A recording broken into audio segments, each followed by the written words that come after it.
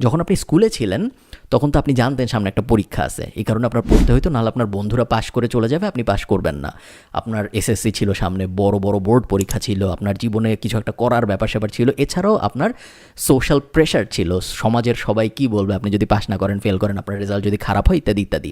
আপনি যখন ফ্রিল্যান্সিং শুরু করবেন, স্পেশালি আপনি যখন কোনো কিছু শেখা শুরু করেন, একটা স্কিল, আপনি এসইও একদিনে শিখলেন নাকি 7 দিনে শিখলেন, তাতে আপনার মায়েরও কিছু যায় আসে না, সমাজেরও কিছু যায় আসে না, এটার কোনো পরীক্ষাও নাই, কেউ আপনাকে এসে মারবে না আপনি যদি 7 দিনের জায়গায় 14 দিনে শিখেন। তো এরকম হইলে যেটা হয় সেটা হলো, আমাদের ব্রেন যেহেতু একটু লেজি, আমাদের ব্রেন ওয়ে আউট খুঁজে। তো এইসব ক্ষেত্রে দেখা যায় যে যারা খুব বেশি সেলফ মোটিভেটেড না, তারা আস্তে আস্তে পিছিয়ে পড়ে, এবং এই ক্ষেত্রে রিওয়ার্ড সিস্টেমটা অনেক ভালো কাজে আসে।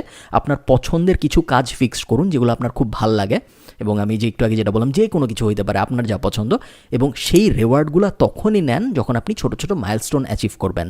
যদি মাইলস্টোন অ্যাচিভ করতে না পারেন, সেক্ষেত্রে রিওয়ার্ডগুলো নেওয়া বন্ধ করে দেন।